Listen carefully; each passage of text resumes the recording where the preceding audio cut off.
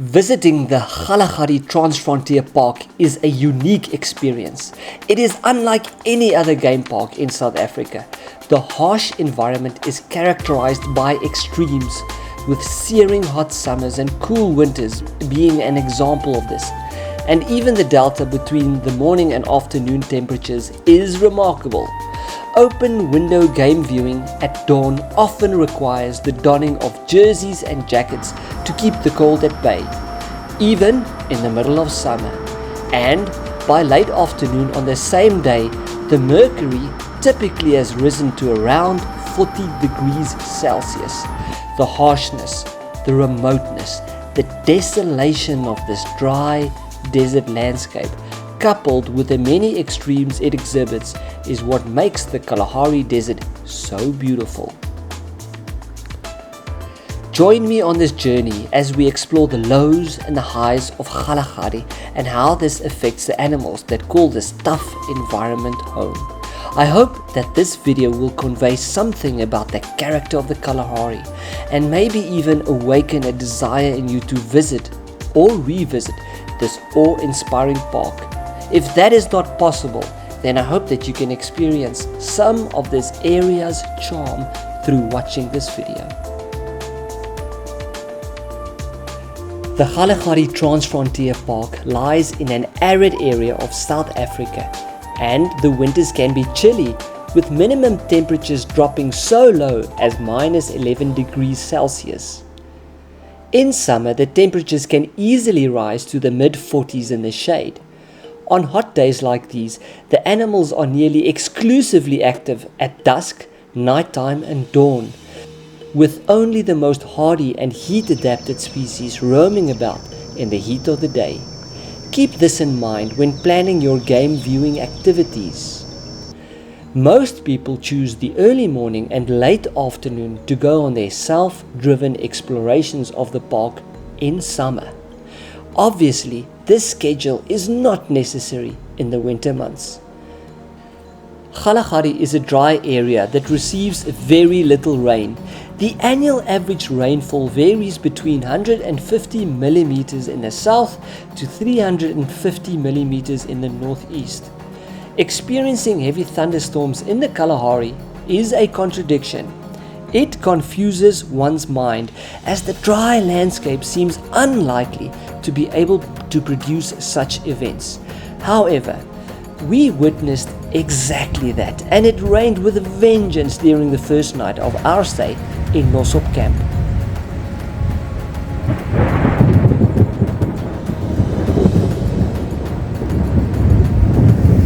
Yes.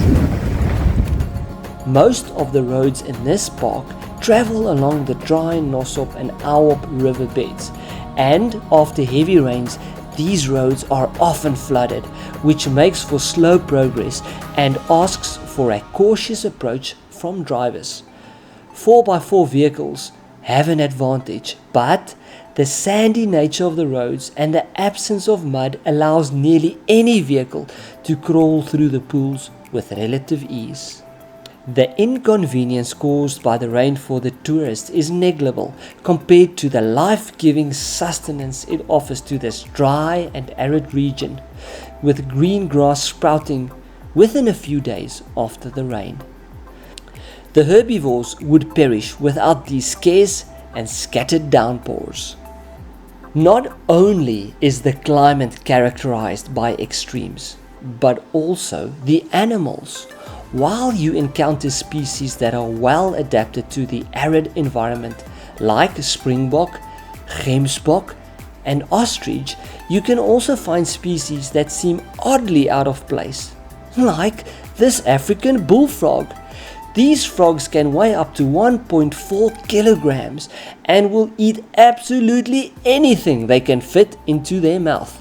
They spend most of their life underground, hibernating or aestivating, that's summer sleep, and only surface after heavy rains of 65 millimeters or more in the preceding 2 days. They are clearly not fond of dry and hot conditions. Unlike the gemsbok, which is very well adapted, Did you know that the gemsbok have a unique nasal cavity design that acts as a radiator? As the gemsbok breathes through its nose, this feature cools down the blood, making sure that the brain does not overheat.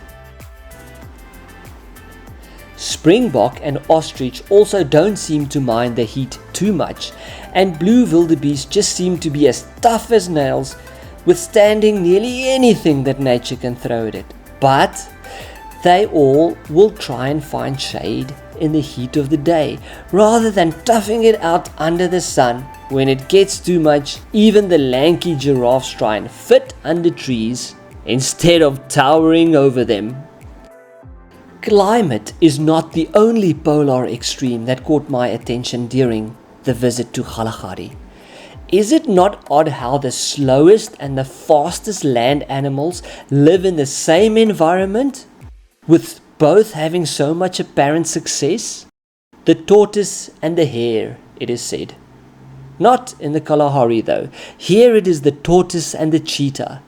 Tortoises were spotted frequently and one had to keep a careful eye on the roads, as they often ventured onto them, always chipping away at their journey inch by inch, unless they sensed approaching rain, which urged them into a tortoise sprint, aiming for higher ground.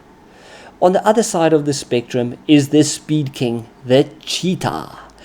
These magnificent predators are regularly spotted in Kgalagadi and tend to hunt during the mid to late morning, which increases the chance of visitors seeing them hunt. Did you know that the highest speed ever measured for a cheetah was 114 kilometers per hour? Maybe they can even go faster than that. Leopards, unlike cheetah, like to hunt and explore at night. They are not fond of the hot summer daytime temperatures, and while you often sight them in Kgalagadi, it is mostly of them dozing off somewhere in a tree or in a shady patch. Although, good sightings can be had from time to time. Arguably, the most often sighted cat in Kgalagadi is lion.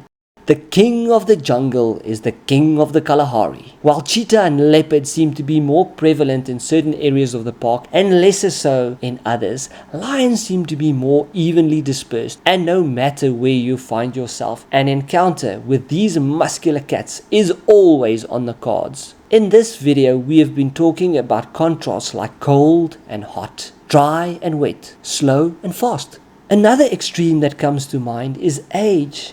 I'm thinking of young and old. These two lions were encountered at a watering hole near Nosop camp, and you can see the poor condition they are in. With age, their hunting abilities are declining, and they seem to want to subdue their hunger by filling their stomachs with water. They spent a long time drinking, and one could not help but feel sympathy for them.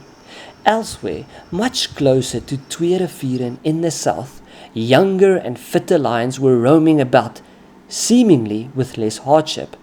The small pack of lions spent most of the day sleeping under the shade of a thorny tree, and only started moving again at dusk.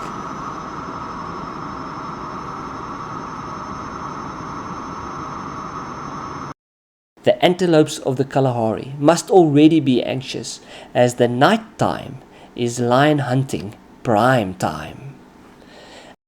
Another extreme in the Kalahari is what I call friendly versus deadly.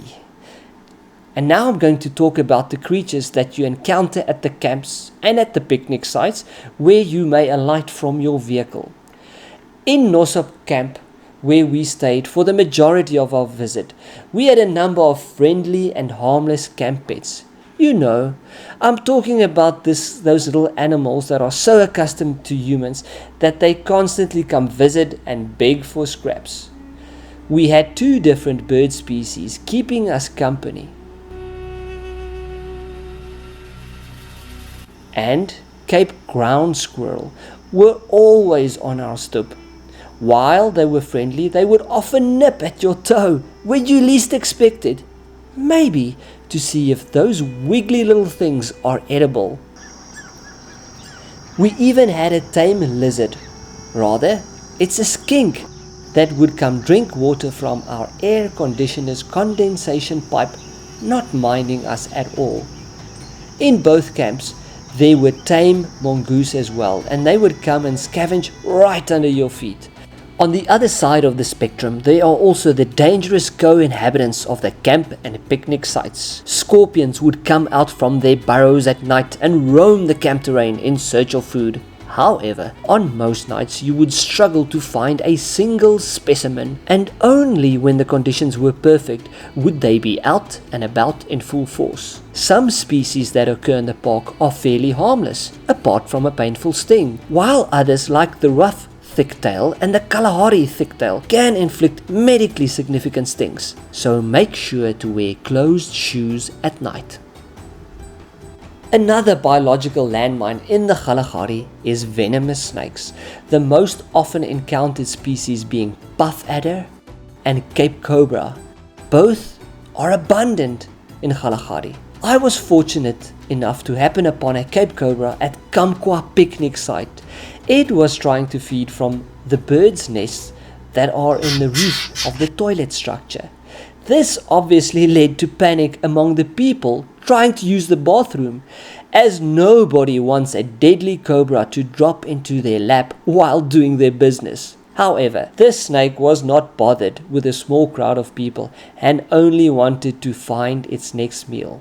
I tried my best to get good footage of it, but it kept hiding its head, and I had to scale the wall to try and get a better angle, leading to some sketchy situations. That's nice. What kind of snake that is? Yeah, it's a Cape cobra. Is it? However, I made sure to keep myself well out of harm's way, not taking any real chances. And you should also keep your distance from these intriguing but dangerous reptiles when you encounter them. While on the topic of snakes, these reptiles have it tough in the Kalahari, as nearly everything wants to eat them. A honey badger actually caught a Cape cobra later that day close to Leeuwdrill watering hole. We just missed the action, arriving there as the honey badger was dragging the cobra out of sight. Mongoose also love a snake meal, as does nearly all the eagles and the hawks in the area. Two species that target snakes more often are the leggy secretary birds that walk the plains in search of creepy crawlies, and the brown snake eagles that scour the veld for snakes from the skies above. These two species were abundant during our visit to the park. Martial eagles were also spotted, as well as battalier, or their other name, short-tailed eagles. This specific individual was enjoying the water after the recent rains. He was soaking it all in. By far, the most commonly encountered bird of prey was pale chanting goshawks. I hope that you enjoyed this video and that it makes you want to visit this park or any other park or area where you can appreciate the beauty and splendor of nature. Go explore.